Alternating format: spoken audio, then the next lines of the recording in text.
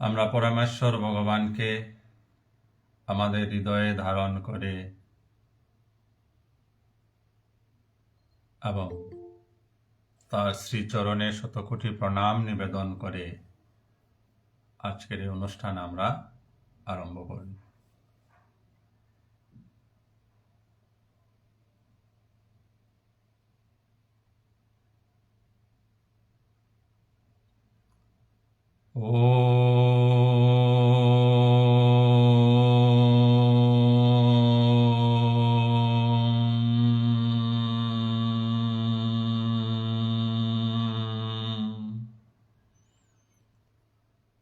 শ্রী পরমাত্মনে নমঃ। আজকের এই অনুষ্ঠানে যুক্ত সবাইকে অনেক অনেক ধন্যবাদ, ভালোবাসা, শুভেচ্ছা এবং প্রণাম। গতকাল আমরা গীতার অষ্টাদশ অধ্যায় মুখ্য যুগ থেকে আলোচনা করেছিলাম। আজও সেই আলোচনাকে আমরা অগ্রসর করে নিয়ে যাব। আলোচনা শুরুর পূর্বেই আমরা আমাদের স্বরূপ চিন্তন করব। আমরা প্রকৃতপক্ষে কি আমাদের আসল পরিচয়, সেই স্বরূপ চিন্তনের মাধ্যমে আজকের আলোচনা আমরা শুরু করব। আসুন আমরা সবাই যেন মনে মনে বলি, আমি শক্তিশালী আত্মা। আমি শক্তিশালী আত্মা। আমি দেহ নই, মন নই, বুদ্ধি নই। আমি নিত্য, শুদ্ধ, বুদ্ধ, মুক্ত আত্মা। আমি সৎ, চিৎ, আনন্দময়।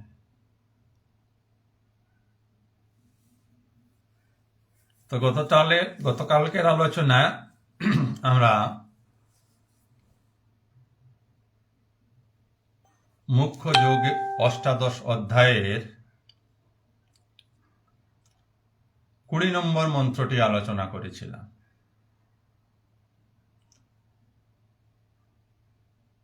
আলোচনার বিষয় ছিল সাত্ত্বিক জ্ঞান কি। ভগবান শ্রীকৃষ্ণ বলেছিলেন যে যাদের জ্ঞান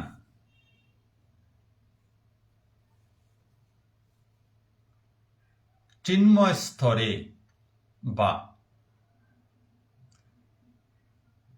উঁচু স্তরে পৌঁছেছে, কোন জ্ঞান? আধ্যাত্মিক জ্ঞান, জাগতিক জ্ঞান নয়।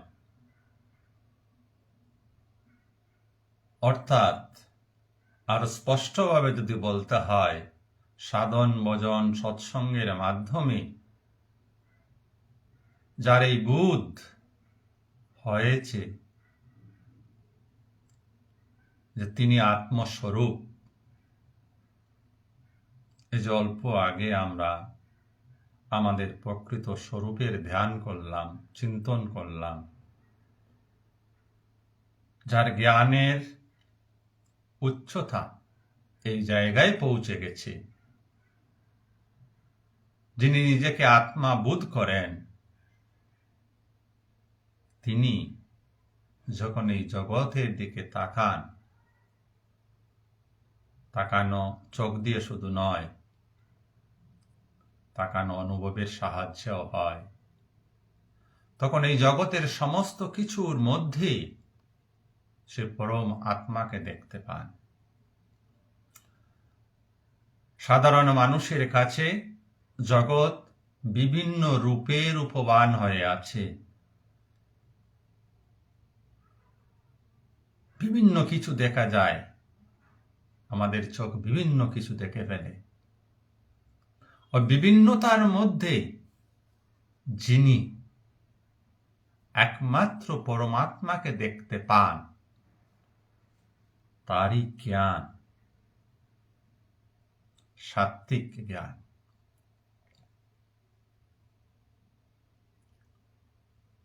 এতটুকু আলোচনা আমরা গতকাল করেছিলাম। আজ আমরা তার পরবর্তী আলোচনায় অগ্রসর হব। এখানে আমাদের বিবেক, বিচার, নিজস্ব বিচার করতে হবে যে আমার জ্ঞানের স্তর কোথায়। প্রথম স্তরে বলা হলো সব কিছুতে ঈশ্বর দর্শন, সব কিছুতে পরমাত্মার দর্শন, সব কিছুর মধ্যে পরমাত্মার অনুভব। সেই জ্ঞান যদি আমাদের হয়, সেই বুধ যদি আমাদের হয়েছে, তবে আমরা সাত্ত্বিকতা প্রাপ্ত হয়েছি জ্ঞানের দিক দিয়ে। তার পরবর্তী মন্ত্র 21 নম্বর, সেখানে ভগবান রাজসিক জ্ঞানের কথা বলছেন। কার জ্ঞান বা কাদের জ্ঞান রাজসিক?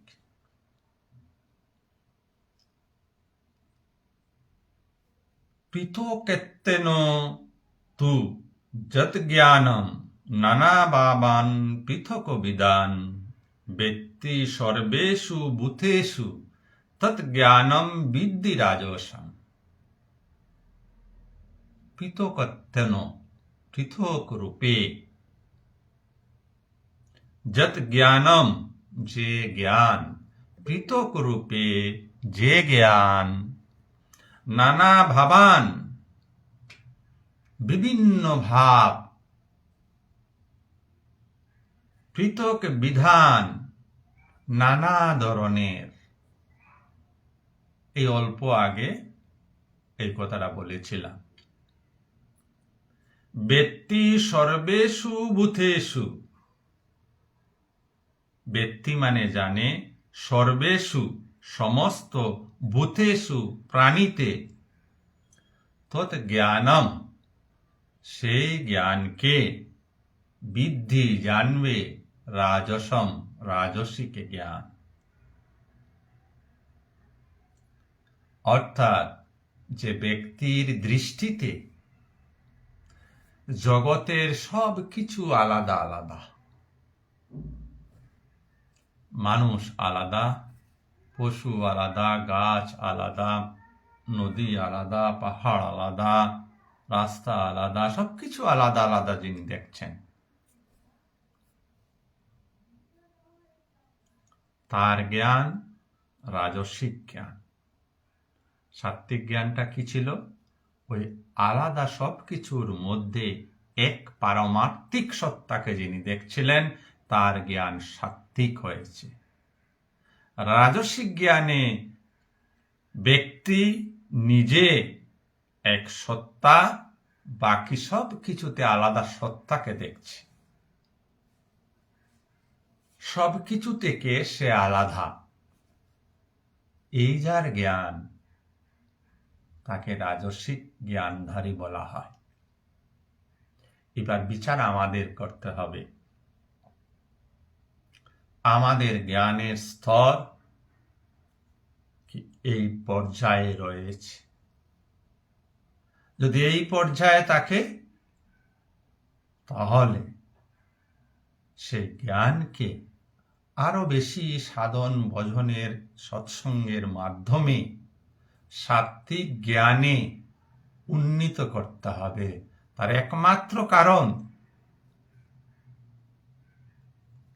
একমাত্র কারণ হচ্ছে যে আমরা পরম শান্তি পেতে চাই, আমরা নিজেকে জানতে চাই। নিজেকে জানার মধ্য দিয়েই পরম শান্তি। নিজেকে জানার নামই বারংবার বলা হয় আধ্যাত্মিকতা। আধ্যাত্মিকতা অন্য কিছু নয়। যেদিন আমি এই পৃথিবীর সর্বভূতের সঙ্গে একাত্ম হয়ে যেতে পারবো, সর্বভূতের সঙ্গে আমার কোনো প্রভেদ থাকবে না, অর্থাৎ আমি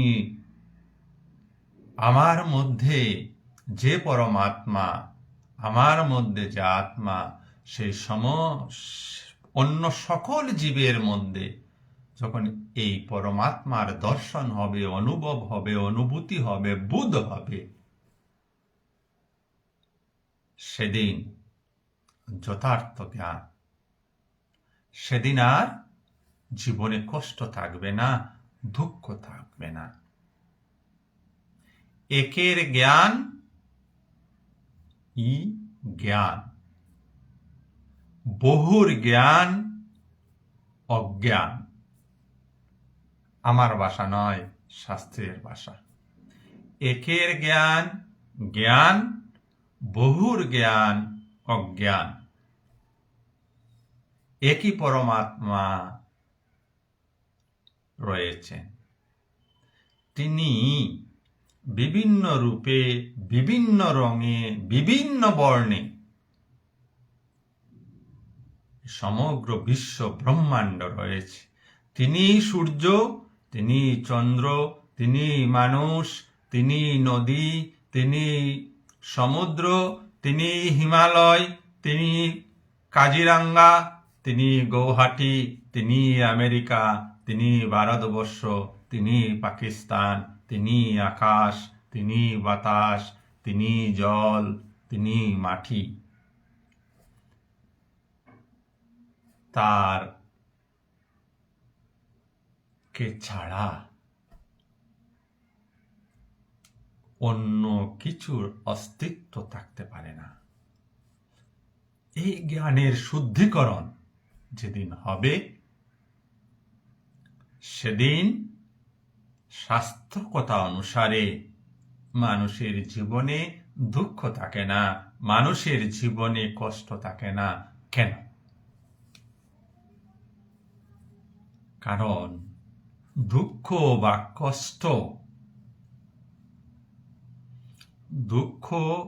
কষ্ট সর্বদা দ্বৈত বোধ থেকে আসে। আমি আছি, আরো অন্য কিছু আছে। আমি আছি, আরো মানুষ আছে। আমি আছি, আরো পশু আছে। আমি আছি, আরো প্রাণী সকল আছে। এটাই হচ্ছে দ্বৈত ভাব। দ্বৈত মানে দুইয়ের ভাব। আর দুইয়ের ভাব যেখানে থাকবে, সেখানে ভয় অবশ্যই থাকবে। আর ভয় থেকেই দুঃখ উৎপন্ন হয়। আরো সহজভাবে বিষয়টাকে আমরা বোঝার জন্য চেষ্টা করি। ধরুন আমি আছি, আর একজন ব্যক্তি রয়েছেন। আমি আলাদা, ওই ব্যক্তিটি আলাদা। জ্ঞান আমার এই জায়গায় আছে, অর্থাৎ আমি রাজসিক জ্ঞানে আছি। আমি আলাদা, আমার সামনের ব্যক্তিটি আলাদা। রাজসিক জ্ঞান। তাহলে এই সামনের ব্যক্তিটি থেকে আমার দুঃখ পাওয়ার সম্ভাবনা আছে, কষ্ট পাওয়ার সম্ভাবনা আছে, ভয় পাওয়ার সম্ভাবনা আছে। আছে কি না? আছে। ওই মানুষটি আমাকে ঠকাতে পারে। ওই মানুষটি যদি আমার থেকে শরীরের দিক দিয়ে স্বাস্থ্যবান হয়, তাহলে সে আমাকে আক্রমণও করতে পারে। আমার হাতে ধরুন 1 লক্ষ টাকা আছে, তো আমার ওই লোকটির নিকট থেকে ভয় হবে যদি আমার টাকা ছিনিয়ে নিয়ে যায়, যেহেতু সে আমার থেকে বেশি বলবান, গায়ে জোর বেশি বা বিদ্যা বুদ্ধি বেশি, আমাকে ঠকিয়ে দিতে পারে। সে যদি আমার থেকে বেশি ধনী হয়, তাহলে আমার হিংসার কারণ হচ্ছে। সে যদি আমার থেকে গরিব হয়, তাহলে আমার সুখের কারণ হচ্ছে। তাই যেখানেই দ্বৈত ভাব, সেখানেই দুঃখ, কষ্ট, সুখ। সুখ মানে সাময়িক সুখ। এই সুখগুলি এই দুঃখগুলি, এই কষ্টগুলি থাকবে। তাই বলা হয় দুয়ের ভাবনাতেই দুঃখ আসবে। বুধ যখন একত্রে পৌঁছাবে, আমি আছি, পরমাত্মাই আছেন, আর কেউ নেই, তখন অন্যের নিকট থেকে দুঃখ প্রাপ্তির, কষ্ট প্রাপ্তির, যন্ত্রণা প্রাপ্তির সম্ভাবনা শূন্য। আপনি একাই আছেন, আর কেউ নাই। একবার পৃথিবীতে ভাবেন তো কোনো মানুষ থেকে আপনার যন্ত্রণা পাওয়ার কিছু আছে? নাই। কোনো পশু পাখি থেকে আপনার যন্ত্রণা পাওয়ার কিছু আছে? নাই। কিন্তু বাস্তবিক পক্ষে এই জগৎ কখনো মানুষ শূন্য হবে না, পশু শূন্য হবে না। আন্তরিকভাবে আপনার যে জগৎ, সেই জগতে আপনি এই অবস্থার সৃষ্টি করতে পারেন সাধন ভজনের মাধ্যমে। আপনার, আমার, আমরা প্রত্যেকেই যদি চেষ্টা করি এই বুধকে বুধ করতে পারি। মহাত্মাগণ তাই নিজের জ্ঞানের অবস্থানকে গীতার সাহায্যে বুঝার চেষ্টা করুন, বিচার করুন। যদি জ্ঞান এখনো রাজসিক অবস্থায় আছে, হতাশ হওয়ার কিছু নেই। যত্ন সহকারে, নিষ্ঠা সহকারে জীবনের উদ্দেশ্যকে যদি বুঝতে পারেন, জীবনের উদ্দেশ্য যদি পরম শান্তি হয়, জীবনের উদ্দেশ্য যদি ঈশ্বর লাভ হয়, জীবনের উদ্দেশ্য যদি আত্মজ্ঞান লাভ হয়, তাহলে পৌঁছাতে হবে ওই সাত্ত্বিক জ্ঞানে।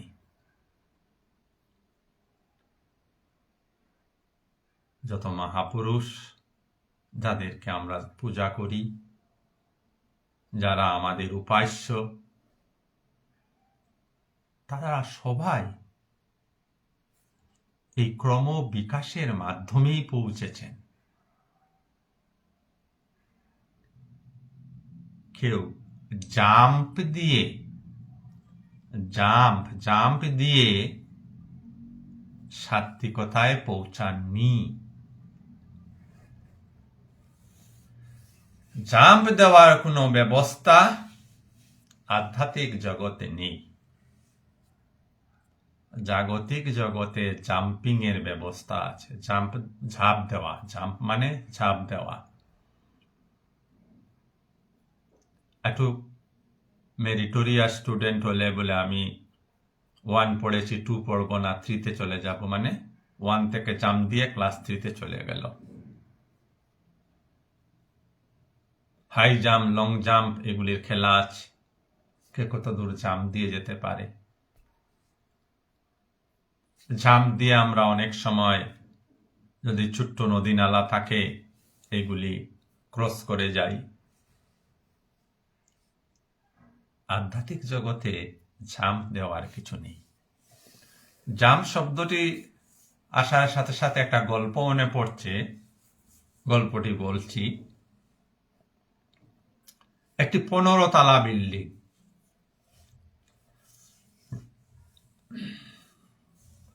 তো 15 তলায় একজন ভদ্রলোক থাকেন, একাকী থাকেন।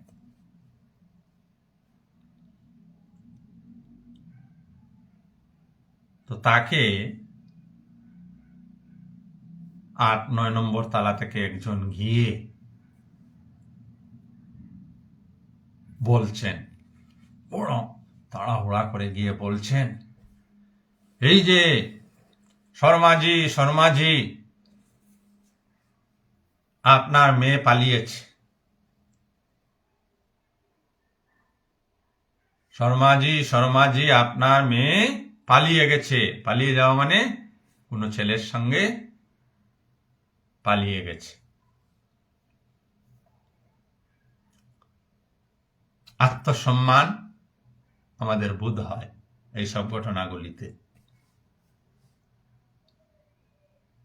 অনেক অভিমানী মা বাবা ব্যথিত হয়ে যান, কষ্ট পান, অনেকে সুইসাইড করে ফেলেন।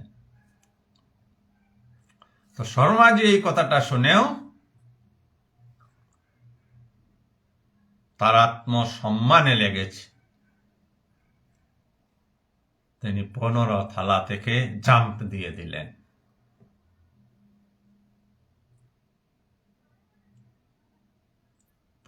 তলায় তার ঘর ছিল, রুম ছিল, এই রুমের জানালা দিয়ে জাম্প দিয়ে দিলেন। এবার এই বডিটা পড়ছে, 15 তলা থেকে পড়ছে। 10 নম্বর তালাতে এসে উনার মনে পড়ল যে উনি বিবাহ করেন নাই। যদি বিবাহ করেন নাই তাহলে মেয়ের প্রশ্ন আসে কোথা থেকে?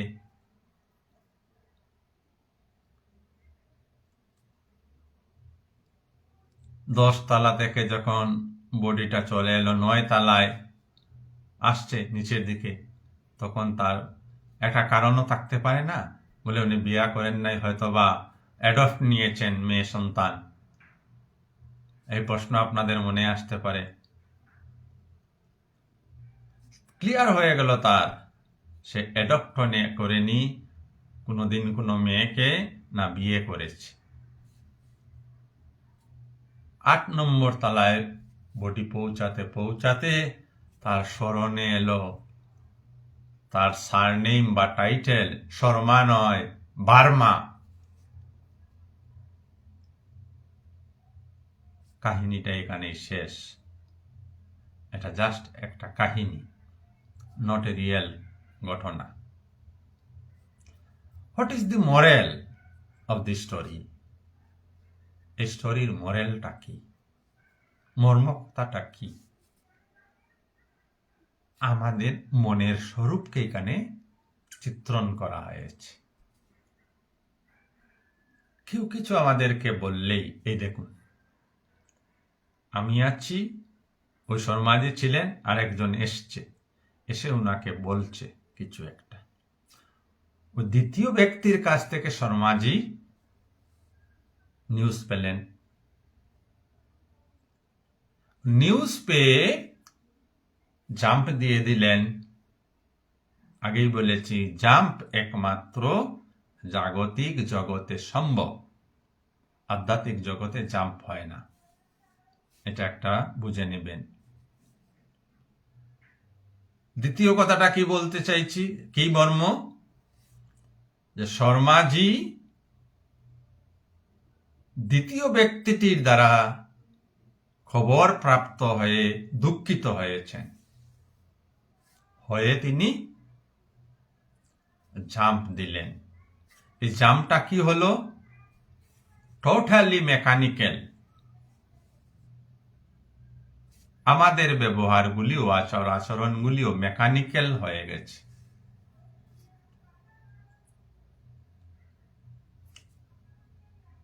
আমরা সর্বদা প্রতিক্রিয়া করি। আমরা সর্বদা প্রতিক্রিয়া করি।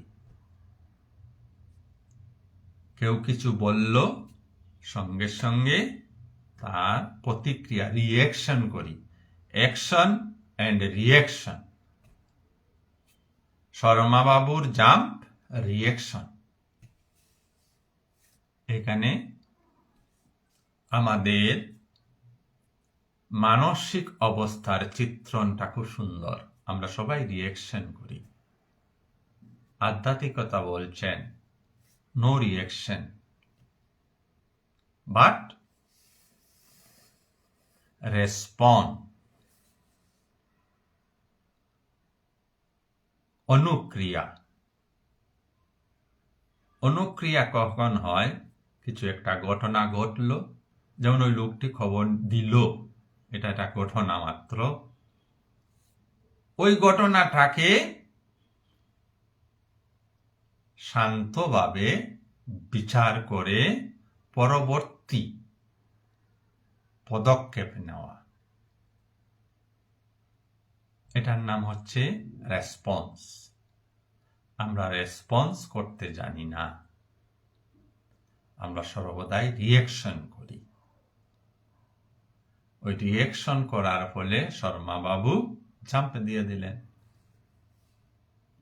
যদি তিনি রেসপন্স করতেন তাহলে এই কথাগুলি তার প্রথমেই স্মরণে আসতো যে আমি তো বিয়ে করিনি, আমি তো কোনো মেয়েকে দত্তক নেইনি, তাহলে ওই লোকটি যা বলছে তা সত্য নয়, জাম্প দেওয়ার প্রশ্নই আসে না।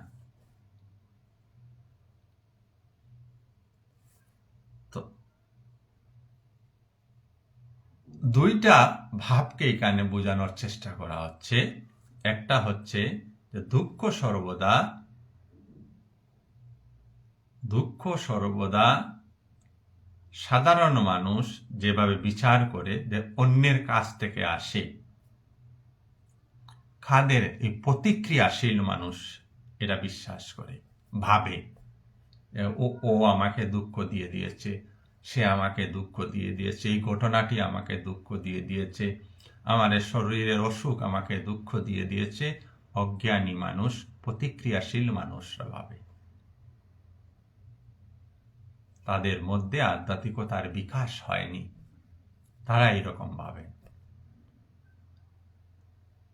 আর যারা অনুক্রিয়াশীল হয়েছেন, আধ্যাত্মিকতা যাদের মধ্যে বিকাশ হয়েছে,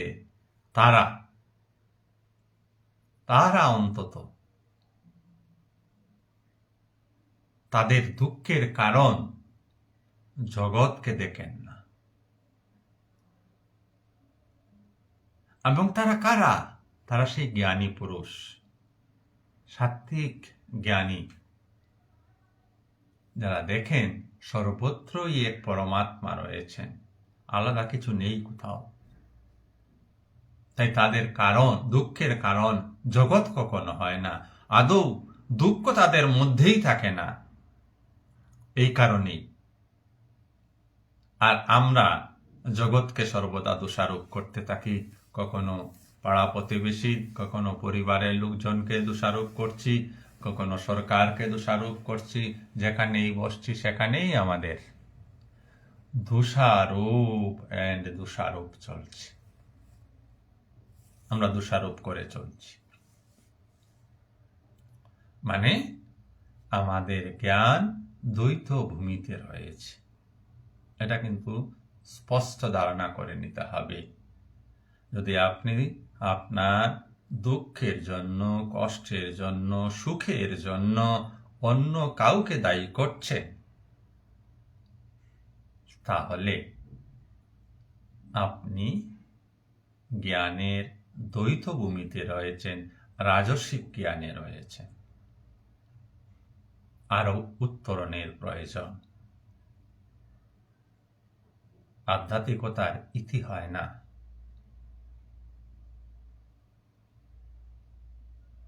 তো কি করতে হবে? আরো নিষ্ঠার সঙ্গে আত্মবিচার করতে হবে, আরো নিষ্ঠার সঙ্গে সাধন, ভজন, সৎসঙ্গ, সাধ্যায় এগুলিতে যুক্ত হতে হবে। আরো সমর্পণ করতে হবে সে পরম শক্তির কাছে।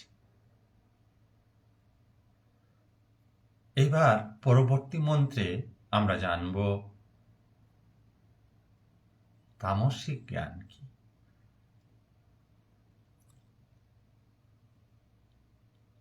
যত্তু কৃষ্ণবৎ একস্মিন কার্যে শক্তম অহৈতুকম। যত্তু কৃষ্ণবৎ একস্মিন কার্যে শক্তম অহেতুকম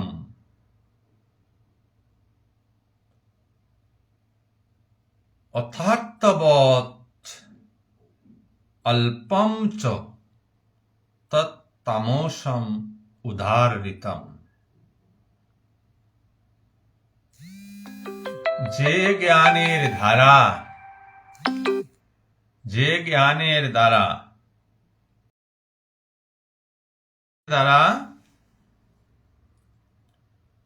প্রকৃত তথ্য অবগত না হয়ে কোনো একটি বিশেষ কার্যে পরিপূর্ণের ন্যায় আসক্তির উদয় হয়, সেই তুচ্ছ জ্ঞানকে তামসিক জ্ঞান বলে।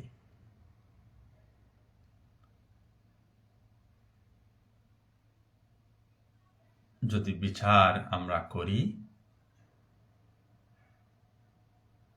৯৯% মানুষের জ্ঞান তামসিক জ্ঞান।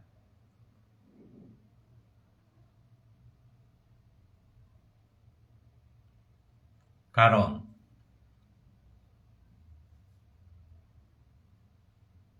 যে জ্ঞান প্রকৃত তত্ত্বকে জানে না,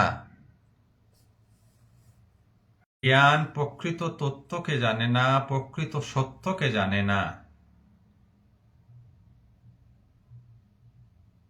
সে যখন কর্ম করবে, এই কর্মের প্রতি সে সম্পূর্ণভাবে আসক্তগ্রস্ত হয়ে পড়বে।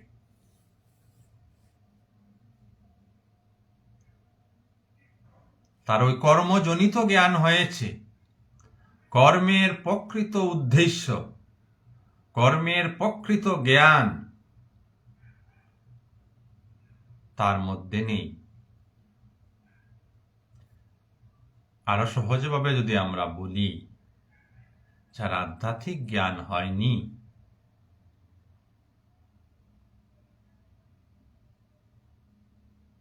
বা যার জ্ঞান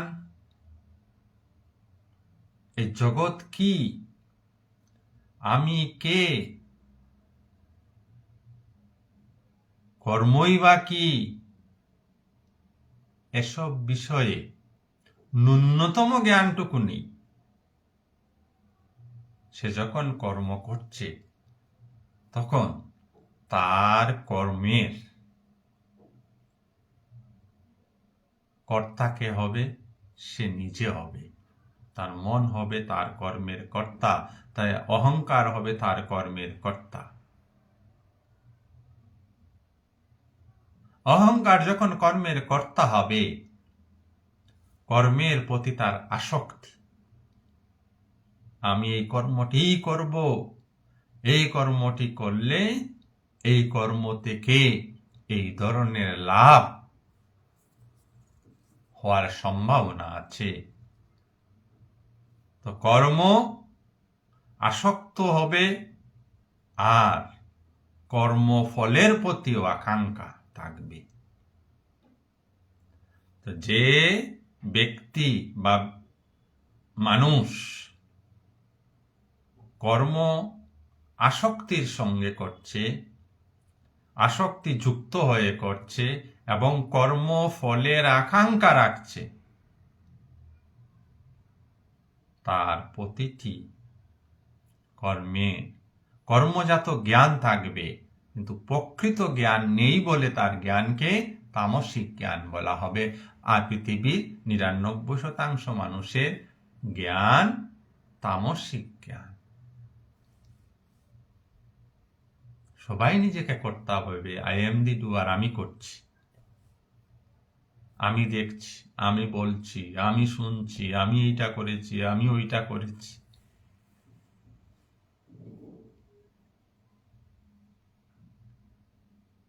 তো তামসিক জ্ঞানে কি হবে জগতে?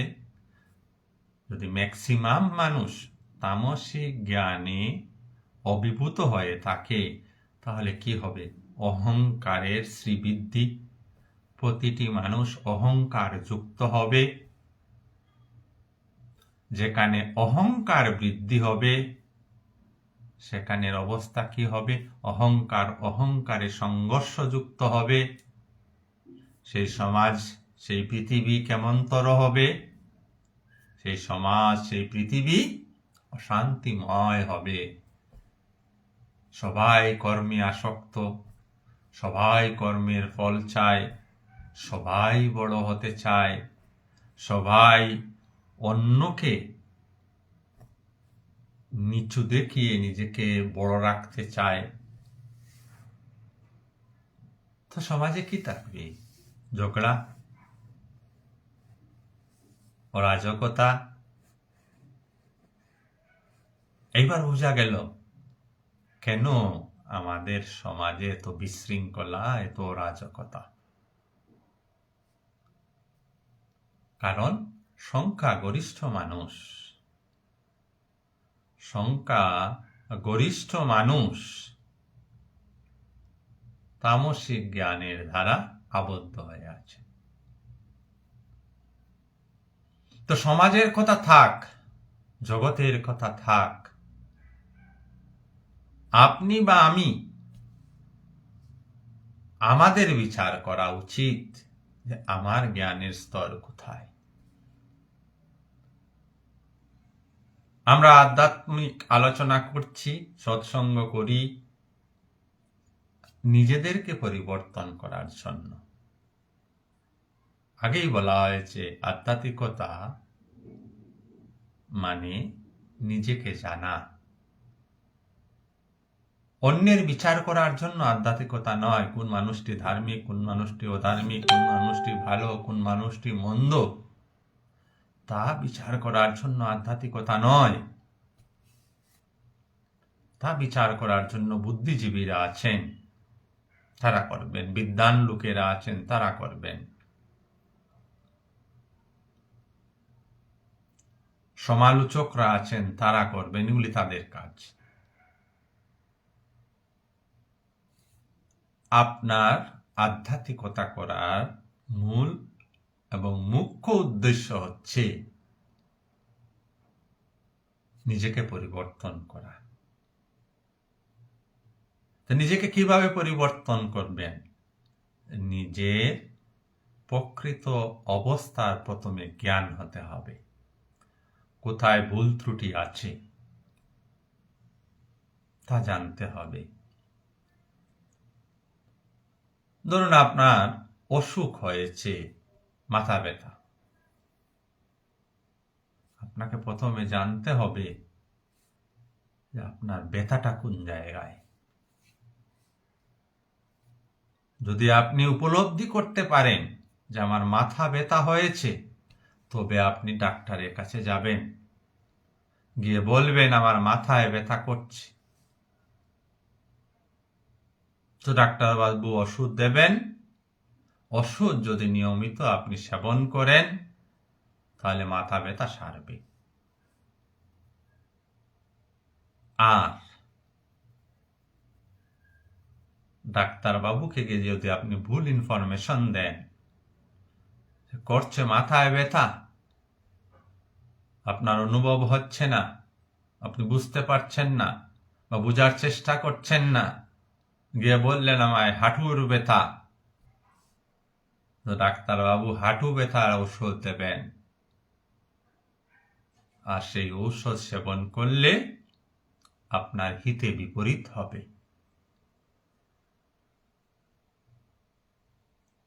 এই উদাহরণটার মরেলটা কি? অসুখ কি তা নিজে নিজে জেনে নেওয়া। গীতাশাস্ত্র কি? গীতাশাস্ত্র হচ্ছে ওই আমাদের মধ্যে যে অসুখগুলি আছে, মানসিক অসুখ, শারীরিক অসুখ নয়, মানসিক অসুখ যেগুলি আছে, সেইগুলি খুঁজে খুঁজে বের করা, বিচার করে করে নির্দিষ্ট করা। আর নির্দিষ্ট করার পর আবার গীতার জ্ঞানের আলোকে সেই মানসিক বিকারগুলিকে নিরাময় করা। ওই বিকার যখন নিরাময় হবে সেটাই পরিবর্তন। ওই পরিবর্তন হলে আপনি নিজেও বুঝবেন যে আপনার পরিবর্তন হচ্ছে। আপনার দৃষ্টিভঙ্গি পাল্টাবে। জগৎ দেখার, জগৎকে বোধ করার দৃষ্টিভঙ্গি পাল্টে যাবে। এইভাবে পরিবর্তন সাধন করতে করতে করতে করতে কিসের দ্বারা পরিবর্তন সাধন হবে? বিচার। বিচার আসবে কোথা থেকে? কিসের দ্বারা বিচার করবেন? জ্ঞানের দ্বারা। প্রকৃত জ্ঞান কোথা থেকে আসবে? গীতা আলোচনা থেকে, গীতা সৎসঙ্গ থেকে, গীতা থেকে। জ্ঞান যত বিকশিত হবে, যত পূর্ণতা প্রাপ্ত হবে, যত শুদ্ধ হবে, ততই আপনি ক্রমে তামসিক জ্ঞান থেকে রাজস্বিক জ্ঞান, রাজস্বিক জ্ঞান থেকে সাত্ত্বিক জ্ঞানে পৌঁছাবেন। আর ওই সাত্ত্বিক জ্ঞানে ভগবান শ্রীকৃষ্ণ বলেছেন সর্বভূতে হরিদর্শন। তখন ভূতগুলি চেঞ্জ হবে না, প্রাণী চেঞ্জ হবে না। আজ যাদের সঙ্গে মিশছেন, কথা বলছেন, চলছেন, তারা একই থাকবে। আপনার জ্ঞানে সাত্ত্বিক অবস্থায় পৌঁছালে ওই গাছটি, আপনার বাড়ির সামনের গাছটি বংশীধারী কৃষ্ণ হয়ে যাবে না। আপনার পাড়ার বন্ধুটি জটাধারী শিব হয়ে দেখা দেবে না। তাদের দৈহিক কোনো পরিবর্তন হবে না, কিন্তু আপনার পার্সপেক্টিভ, আপনার দেখার দৃষ্টিভঙ্গি পাল্টে যাবে। ওই পাড়ার বন্ধুটির মধ্যেও সেই একই পরমাত্মাকে দেখতে পাবেন, গাছটির মধ্যেও সেই একই পরমাত্মাকে দেখতে পাবেন। একত্বের বোধ হবে। একত্বের বোধ যখন হবে, সমস্ত ভয়, সমস্ত সংশয়, সমস্ত দ্বিধা, সমস্ত দ্বন্দ্ব নির্মূল হবে। আর তখনই জীবন শান্তিপূর্ণ হবে, আনন্দময় হবে। তাই মহাপুরুষরা আনন্দের সহিত জীবন যাপন করেন।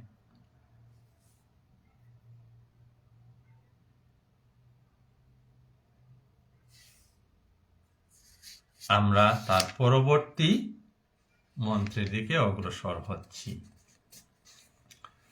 তো এতক্ষণ আমরা ভগবানের নিকট থেকে জ্ঞানের কথা শুনলাম। এর আগের মন্ত্রে ভগবান বলেছিলেন যে জ্ঞানও 3 প্রকার, কর্মও 3 প্রকার, কর্তাও 3 প্রকার। 3 প্রকার জ্ঞান কি তা আমরা শ্রবণ করলাম। এইবার আমাদের বিচারের পালা। আমরা যেন বিচার করি। বিচার মানে মনন যেন করি। এই সাহসটুকু যেন রাখি, নিজেকে নিজে বিচার করার সাহস রাখতে হবে। 23 নম্বর মন্ত্র থেকে ভগবান কর্মের উপরে বলবেন যে কোন কর্মটি সাত্ত্বিক কর্ম, কোনটি রাজসিক, কোনটি তামসিক। আমরা যেন নিষ্ঠার সঙ্গে শুনি, কারণ কর্মের রহস্য যতদিন আমাদের কাছে প্রকৃত স্বরূপে উদ্ঘাটিত না হবে, ততদিন যে কর্মই আমরা করতে যাই না কেন সেখানে আমরা গোলমাল বাঁধিয়ে দেব। কর্মজনিত কষ্ট, দুঃখ, ভোগ আমাদের করতে হবে। আর কর্ম না ছাড়া আমরা থাকতেও পারবো না, বাঁচতেও পারবো না। প্রতি মুহূর্তে আমাদেরকে কর্ম করতে হয়। যা প্রতি মুহূর্তে করতে হয়, তা কিভাবে করতে হবে, তার উচ্চতম ভাবে কিভাবে করা যায়, তা গীতার জ্ঞানের আলোকে যেন আমরা বোঝার চেষ্টা করি এবং সেইভাবে চলার চেষ্টা করি, আচরণ করার চেষ্টা করি। আসুন আমরা কিভাবে সাত্ত্বিক কর্ম করা যায় বা সাত্ত্বিক কর্ম কি তা জানি। ভগবান বললেন, শ্লোক নম্বর 23, নিয়তম নিয়তম সঙ্গরহিতম, নিয়তম সঙ্গরহিতম, ও রাগ দেশত কৃতম, নিয়তম সঙ্গরহিতম, ও দেশ ও রাগ দেশ কৃতম, ও ফল প্রেপশুনা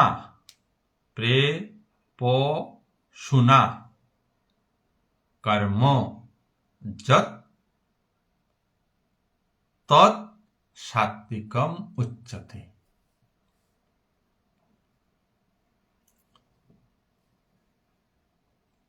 সংস্কৃতটা আমরা, যদিও আমি সংস্কৃত পড়িনি, চেষ্টা করি সংস্কৃতে শ্লোকটি পড়ার। ভুলভ্রান্তি নিশ্চয়ই হয়। তার একমাত্র উদ্দেশ্য হচ্ছে, আরেকদিন বলেছিলাম হয়তোবা, যে ভগবান শ্রীকৃষ্ণের দ্বারা কথিত এই গীতাখানার ব্যাখ্যা প্রায় 10,000 আছে। প্রতিটি শ্লোকের ব্যাখ্যা 10,000 ব্যক্তি 10,000 ভাবে করেছেন।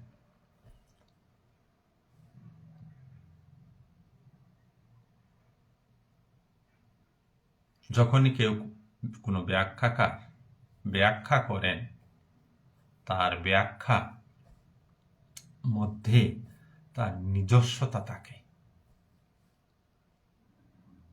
নিজস্বতা বলতে কি, আমি কি ধরনের, আমি কি ভাবের দ্বারা যুক্ত হয়ে আছি, আমি কি গুণের দ্বারা আবিষ্ট হয়ে আছি, তা ব্যাখ্যার মধ্যে প্রতিফলিত হবেই হবে। তাই সংস্কৃত শ্লোকগুলো পড়ার চেষ্টা এই জন্য করি, যাতে আমরা সঠিকভাবে আমাদের বুদ্ধি অনুসারে, আমাদের যোগ্যতা অনুসারে, আমাদের গুণগত অবস্থা অনুসারে আমরা যেন বোঝার চেষ্টা করি। তাই সংস্কৃত শ্লোকগুলি পড়া হয় এবং তার অর্থগুলি আমরা পড়ে পড়ে বুঝে বুঝে আমাদের মতো করে কিছুটা বোঝার চেষ্টা করি। পড়ার তো শেষ হবে না। এই গীতা যদি 10,000 বারও পড়া যায়, সর্বদা তার থেকে নতুন কিছু বের হয়ে আসবে। অর্থাৎ আপনার জ্ঞান সর্বদা বিকশিত হবে। তাই নিয়তম শব্দটির বাংলা অর্থ হচ্ছে নিত্য। নিয়তম নিত্য। সঙ্গরহিত, সঙ্গ মানে আসক্তি, রহিত ছাড়া। নিয়তম নিত্য, সঙ্গরহিত, আসক্তি ছাড়া। ও রাগ দেশত, রাগ ও দেশ ছাড়া।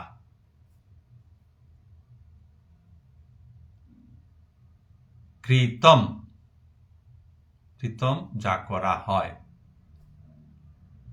সর্বদা বা নিত্য আসক্তিরহিত, রাগ দেশ রহিত যা করা হয়।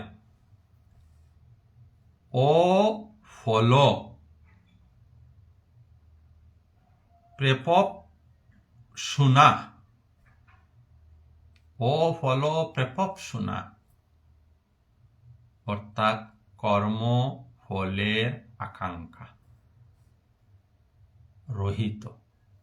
ও মানে যেমন ভাব, ও ভাব, ভাবের বিপরীত ও ভাব। অভাব বলতে আর একটা কিন্তু কোনো বস্তু বা কোনো জিনিসের অভাব বোঝাচ্ছে। আর এখানে ভাব মানে মানসিক এক অবস্থা, তার বিপরীত অভাব, ভাবের ভাবহীনতার অবস্থাকে বোঝাচ্ছে। ঠিক সেইভাবে কর্মফলের আকাঙ্ক্ষা আর কর্মফলের অনাকাঙ্ক্ষা কে ও শব্দটির দ্বারা প্রকাশ করা হয়েছে। তো ও ফল পেপসুনা মানে কর্মফলের আকাঙ্ক্ষা রহিত কর্ম, ক্রিয়া বা কর্ম বা কাজ। যৎ তৎ সাত্বিকম উচ্চতে, সেই কর্মকে সাত্বিক কর্ম বলা হয়। একদম স্পষ্ট হয়ে গেল সবার কাছে। নিত্য বা সর্বদা আসক্তি শূন্য হয়ে, রাগ দেশ শূন্য হয়ে, ফলের আকাঙ্ক্ষা না করে যেসব কর্ম করা হয় সেই সব কর্মগুলিকে সাত্বিক কর্ম বলা হয়।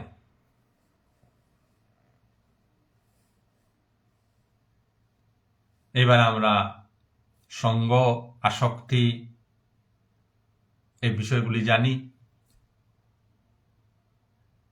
আসক্তি মানে কোনো কিছুর প্রতি মোহযুক্ত হওয়া।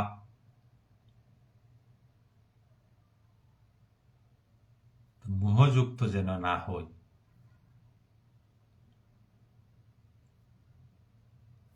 সন্তান আছে, সন্তানের প্রতি মোহযুক্ত হতে পারবেন না। চাকরি আছে, চাকরি করছেন, চাকরির প্রতি মোহযুক্ত হতে পারবেন না। অর্থাৎ পৃথিবীর কিছুর সঙ্গে আপনি মোহযুক্ত হতে পারবেন না, আসক্ত যুক্ত হতে পারবেন না। এটা কিন্তু আধ্যাত্মিকতার প্রথম শর্ত। মমতা শূন্য হতে হবে, নির্মম নয়। মমতা শূন্য হবেন, হৃদয়ে ভালোবাসা থাকবে, প্রেম থাকবে। আপনি মমতা শূন্য হচ্ছেন মানে নির্দয় হয়ে যাচ্ছেন না, আপনার হৃদয়ে প্রেম ভালোবাসা আরো বেশি পরিমাণে থাকবে। আপনার পরিবার প্রতিপালন, পরিবার পরিজনদের, আত্মীয় স্বজনদের, পাড়া পড়োশীদের, দেশবাসীদের জন্য আপনার প্রেম আরো বেশি জাগরিত হবে।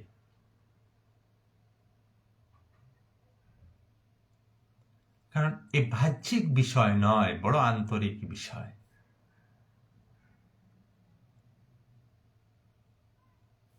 এই চশমাটি আমার,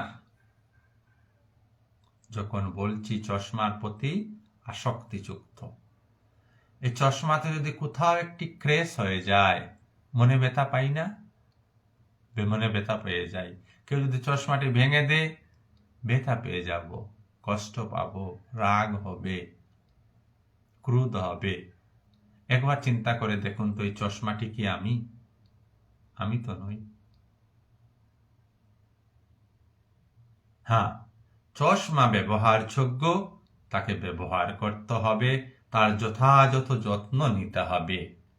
অবশ্যই অকারণে যদি কেউ আমার চশমাটিকে ভেঙে ফেলে, নষ্ট করে ফেলে, হ্যাঁ, অবশ্যই আমি তাকে দু কথা বলবো। কিন্তু আমার চশমা ভেঙে ফেলেছে বলে আমি দুঃখে যেন অভিভূত হয়ে না যাই, আমার এই জ্ঞান যেন কাজ করে আমি চশমা নই। আর চশমা কোনো নিত্য বস্তু নয়, অনিত্য বস্তু। অনিত্য বস্তুর অন্ত আছে। যার সৃষ্টি হয়েছে তার ধ্বংস হবে, কোনোভাবে আটকানো যাবে না। যার শুরু তার শেষ হবে।